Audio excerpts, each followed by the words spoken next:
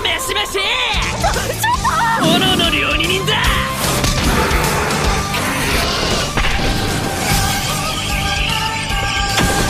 完走。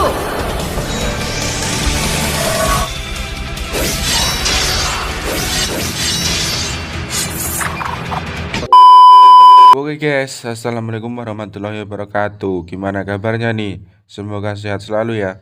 Kali ini kita balik lagi di pembahasan alur cerita Fairy Tail. Udah penasaran kan sama gimana lanjutan petualangan Natsu dan kawan-kawan? Sebelum nonton jangan lupa like, subscribe, dan aktifin juga loncengnya, oke? Biar nggak ketinggalan alur cerita anime selanjutnya dari Konco Anime. Tanpa berlama-lama, ini dia Fairy Tail Season 1 Part 4. Terobos saja kuy. Setelah mengalahkan Alabai di part sebelumnya, Natsu beserta yang lainnya pergi ke arah tempat bernama Jurang Clover. Terlihat dua orang dari guild Fairy Tail bernama Biska dan Azlak yang melaporkan perjalanan Natsu dan kawan-kawan kepada Mirajan. Dan bertanya-tanya untuk apa Natsu dan kawan-kawan pergi ke tempat berbahaya begitu. Dan ternyata mereka mengarah ke sana karena tersesat dan malah sampai di daerah bernama Web Valley atau lembah jaring. Mereka yang sudah kelaparan tergoda untuk memancing ikan bersayap yang berterbangan di sana, namun hanya berhasil mendapatkan satu ekor dan akhirnya dihabisi oleh Happy. Mereka melanjutkan perjalanan dengan rasa lapar yang masih menguasai dan sampai di sebuah pedesaan yang nampaknya sama sekali tidak ada penduduk di sana. Natsu dan Grey yang sudah terlalu lapar membuka paksa sebuah rumah yang di dalamnya secara kebetulan ada makanan di mejanya. Keadaan desa yang mencurigakan membuat mereka terpaksa menginvestigasi seisi desa dan mencari makanan lain. Natsu, Happy, Lucy, dan Grey pergi ke hutan untuk mencari jamur. Namun Natsu dan Grey yang tidak sabaran itu malah memakan seluruh jamur yang terlihat, sampai ada jamur yang tumbuh di kepala mereka. Sementara Erza dan sang master memeriksa desa dengan teliti. Tiba-tiba Erza! Cicca! Erza! sebuah garis aneh yang melintang di desa itu tiba-tiba menyala mengeluarkan sinar merah. Saat pergi mengamankan diri, seisi desa malah berubah menjadi sekumpulan makhluk buas akibat lingkaran sihir yang aktif tadi.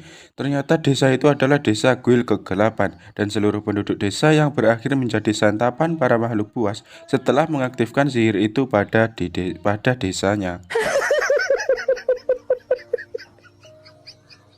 Bukannya takut, sang master malah menyemangati Natsu dan yang lainnya untuk memburu mereka sebagai bahan makanan.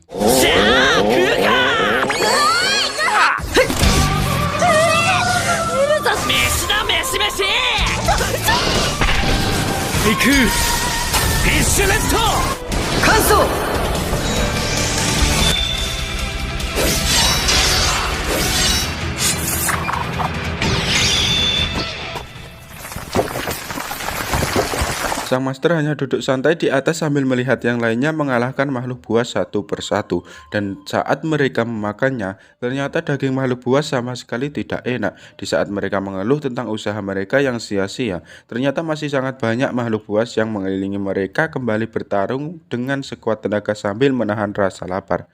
Di saat makhluk-makhluk itu datang tidak ada habisnya mengepung Natsu dan kawan-kawan, tiba-tiba sebuah lingkaran sihir yang lainnya aktif dan menelan makhluk-makhluk buas hingga tak tersisa, serta menghancurkan bebatuan di sana, membuat Natsu dan yang lainnya juga ikut terjatuh namun diselamatkan oleh Makarov.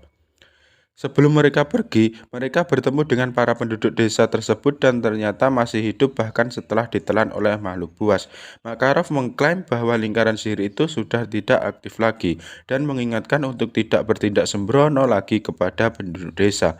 Mereka kembali melanjutkan perjalanan dengan rasa lapar yang masih belum hilang karena belum makan apapun. Latar pun berganti kepada perkumpulan 9 dewa guild master yang membahas tentang keberadaan Esselwald dan guild kegelapan yang semakin meresahkan. Sekaligus membahas aksi Natsu dan kawan-kawannya sudah bisa dikatakan sangat membantu. Natsu dan kawan-kawan sudah sampai di Magnolia dan terlihat Lucy yang menulis surat tentang perjalanan dan peristiwa yang terjadi untuk ibunya.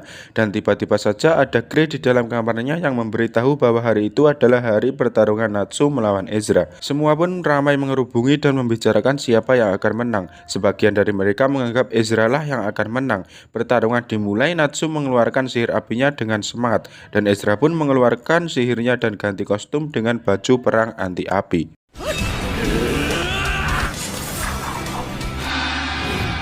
Pertarungan mereka mendadak berhenti ketika sosok berpakaian tradisional dan berwujud seperti katak menghampiri Natsu dan Erza. Ternyata dia adalah pembawa pesan dari Dewan yang menyatakan penangkapan Erza Scarlet atas kejadian Etherwall yang mengakibatkan kerusakan properti. Semua anggota Fairy Tail pun merasa murung dan cemas atas aksi penangkapan ini dan menahan Natsu di dalam sebuah gelas. Ya, di dalam sebuah gelas agar dirinya tidak mengamuk dan dengan sembrono pergi menyusul Erza. Rasa curiga muncul di benak para anggota lain karena Fairy Tail sudah banyak sekali membuat kegaduhan dan bukan hanya Erza saja, tapi baru sekarang menindaknya. Erza yang dibawa di gedung cabang Dewan Fiore untuk disidang bertemu dengan Segran yang mengungkapkan alasan penangkapan Erza untuk menghilangkan anggapan kesalahan para dewa. Tak berapa lama kemudian sidang pun dimulai. Lucy dan Natsu menyatakan keinginan mereka untuk menyusul Erza ke persidangan. Saat Makarov membebaskan Natsu dari gelas, malah terungkap itu adalah Makau, bukan Natsu. Ternyata Makau menghentikan Natsu agar dia bisa pergi menyusul Erza. Dan benar saja, sidang Erza yang dituntut atas 11 kerusakan properti tiba-tiba diinstruksi oleh kedatangan Natsu yang menghancurkan dinding ruangan.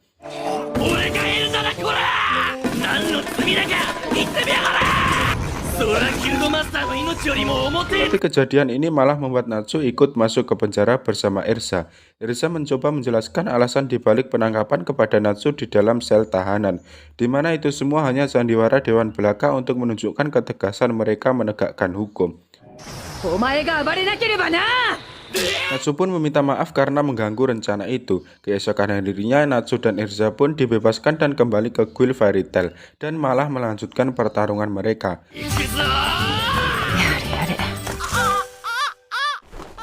Pertarungan dimenangkan dengan mudah oleh Erza. Di saat semua tertawa ramai, tiba-tiba saja semua anggota guild merasa ngantuk dan muncullah seorang yang bernama Mistokan melewati mereka dan mengambil sebuah kertas misi berburu.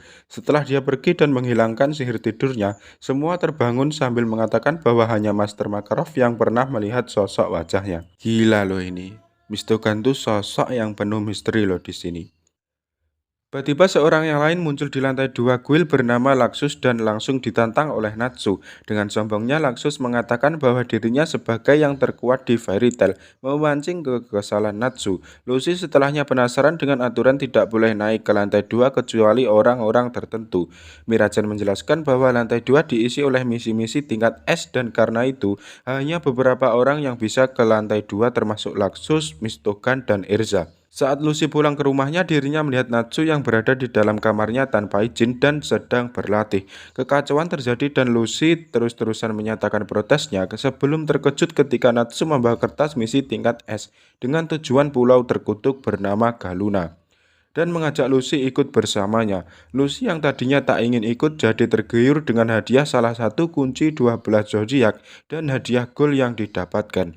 Dan dia pun segera menyusul Natsu. Guild Fairy Tail pun gaduh dengan hilangnya satu poster misi tingkat S di lantai 2. Mereka langsung bisa menebak bahwa yang mencurinya adalah Happy dan melibatkan Natsu serta Lucy untuk menjalankannya. Tapi Laxus mengatakan bahwa itu adalah pelanggaran berat dan mereka bertiga harus segera dikeluarkan. Namun Makarov menyuruh Laxus untuk menyusul dan menarik mereka pulang. Mendengar hal itu, Gray menyatakan ketidaksetujuannya. Sementara itu Natsu dan Lucy sudah sampai di pelabuhan Hargeon dan mencari kapal yang mau mengantarkan mereka ke Pulau Galuna, pulau yang dikatakan sebagai pulau terkutuk. Namun tidak ada yang berani mengantarkan mereka ke sana. Di saat seperti itu, Gray mendadak muncul di antara mereka dan dia segera bertengkar dengan Natsu dan tidak ingin kembali ke guild. Saat mereka mengeluarkan sihirnya, salah satu awak kapal mengira mereka adalah penyihir untuk menghilangkan kutukan di pulau tersebut. Akhirnya mereka berhasil mendapatkan tumpangan dan pergi menuju Pulau Galuna. Awak kapal bernama Bobo itu ternyata pernah menjadi penduduk Pulau Galuna tapi kabur dari sana, menunjukkan tangan kirinya yang terkena kutukan di pulau. Natsu, Lucy, Gray, dan Happy pun sampai di Pulau Galuna setelah terseret tsunami sampai ke tepi pulau. Sesampainya di sebuah gerbang tinggi yang bertulisan dilarang masuk, mereka pun masuk ke dalam setelah penjaga membuka gerbangnya dan disambut oleh Moka, sang kepala desa. Setelah menunjukkan kutukan yang mengenai penduduk desa, Moka menjelaskan bahwa dirinya yakin kutukan datang akibat sinar bulan yang berwarna ungu yang diserap pulau itu. Dan setelahnya penduduk desa merasa kesakitan ketika bulan berwarna ungu itu muncul dan beberapa dari mereka berubah sepenuhnya menjadi sosok monster. Penduduk desa terlihat cemas dan takut akan kutukan yang terjadi. Kemudian Natsu dan kawan-kawan yang ditunjukkan foto Bobo sang awak kapal yang menurut kepala desa adalah anaknya dan sudah dibunuh karena sudah menjadi sosok yang jahat. Moka juga berkata bahwa Natsu dan yang lainnya harus menghancurkan bulannya untuk menghentikan kutukan itu. Esok harinya, Natsu dan kawan-kawan segera menyusuri pulau untuk mencari petunjuk mengenai kutukan Pulau Galuna. Tapi saat sedang berjalan, tiba-tiba muncul sosok tikus raksasa di belakang mereka dan segera saja Natsu dan Grey mengeluarkan sihir mereka untuk melawan tikus raksasa buas itu. Lucy yang melihat sebuah bangunan langsung menyuruh yang lainnya masuk ke dalam. Bangunan itu bernama Kuil Bulan yang terlihat berantakan dan mencurigakan. Di saat melihat-lihat mereka terjatuh ke dalam bawah tanah karena Natsu dengan sembrono menginjak lantai bangunan dengan kuat. Tak punya pilihan lain selain mengelilingi ruang bawah tanah itu. Natsu dan yang lainnya menemukan sebuah kristal raksasa yang di dalamnya ada sosok monster bernama Deliora, sang iblis bencana yang menyebabkan malapetaka 10 tahun lalu di daerah Kutub Utara. Hal itu membuat Grey seketika panik melihatnya. Saat mereka sedang mengamati Delio, mendadak terdengar langkah yang menuju ke arah mereka. Sosok dua orang bernama Yuga dan Tobi yang muncul mengatakan soal Mondrip atau tetesan bulan membuat curiga bahwa itulah sumber kutukan yang terjadi. Satu orang lagi bernama Seri muncul menghampiri Yuga dan Tobi, terdengar berencana meringkus penyusup yang datang ke pulau itu. Tentu yang dimaksud adalah Natsu, Lucy, Grey, dan Happy. Grey masih bertanya-tanya bagaimana bisa mereka bertiga membawa Deliora ke pulau ini dari kutub utara tempat Deliora disegel. Dengan perasaan marah, Grey berjanji akan menangkap pelaku dari semua ini dan mengungkap kebenaran yang ada. Terungkap fakta bahwa yang memerangkap Deliora di dalam kristal es sebesar itu adalah seorang bernama Ui, guru dari Grey yang mengorbankan nyawanya demi menyegel Deliora. Tapi meskipun sudah disegel, Deliora masih hidup di dalam kristal es itu. Mereka pun memutuskan untuk menunggu sampai malam hari tiba di dalam gua bawah tanah itu. Sambil menunggu karena bosan, Lucy akhirnya memanggil salah satu dari 12 kunci zodiak yang ia miliki, Lyra. Lyra yang memiliki kemampuan bernyanyi sesuai isi hati seseorang itu mulai memainkan harfanya, dan ia juga mulai bernyanyi, membuat Grey yang juga mendengarnya menangis sambil mengenang gurunya.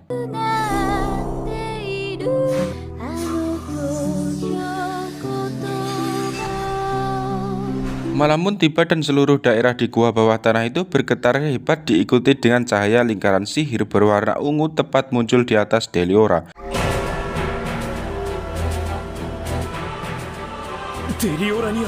Natsu dan yang lainnya segera keluar dari sana dan bergegas ke atas untuk mencari sumber lingkaran sihirnya.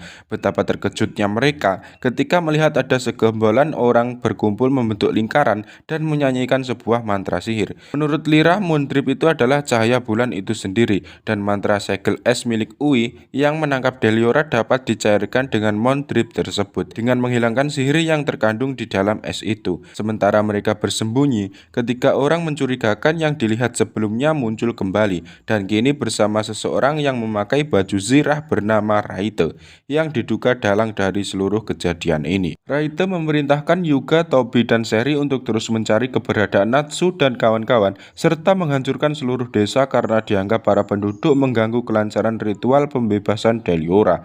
Ketika Grey terlihat shock setelah mendengar suara Raite, Natsu yang memang tidak sabaran langsung keluar dari tempat persembunyian dan mengeluarkan api, membuat pandangan musuh langsung menuju ke arahnya. Grey pun langsung maju dan menyerang ke arah Raite dengan sihir esnya. Ternyata, Grey mengenal sosok Raite dan memanggilnya dengan nama Leon. Setelah membekukan sebagian tubuh Natsu, Leon bermaksud kembali menyerang, namun ditahan oleh Grey. Pergi membawa Lucy dan Natsu ditendang keluar oleh Grey dari sana, menyisahkan dirinya dengan Leon berhadapan satu sama lain. Ketika Grey dengan marah mengatakan jika perbuatan Leon merusak seluruh pengorbanan Ui, Leon malah membalas dingin dengan mengatakan bahwa yang membuat Ui terbunuh justru adalah Grey, dan Grey tidak pantas menyebut nama Ui. Mereka pun saling beradu sihir es dengan sengit.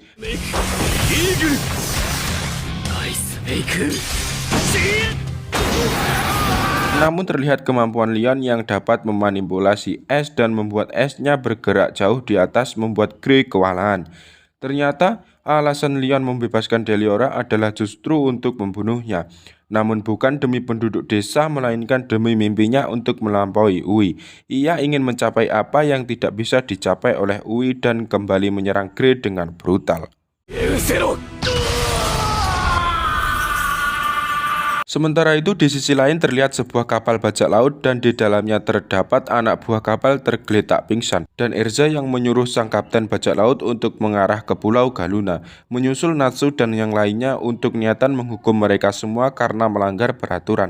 Apakah Erza dapat sampai di tujuan dengan selamat dan tepat waktu? Mampukah Natsu, Lucy, dan Happy melindungi para penduduk desa? Dan apakah Grey dapat mengalahkan Leon sebelum Deliora bebas? Atau Deliora malah akan benar-benar bangkit dan memporak-porandakan seisi Pulau Galuna?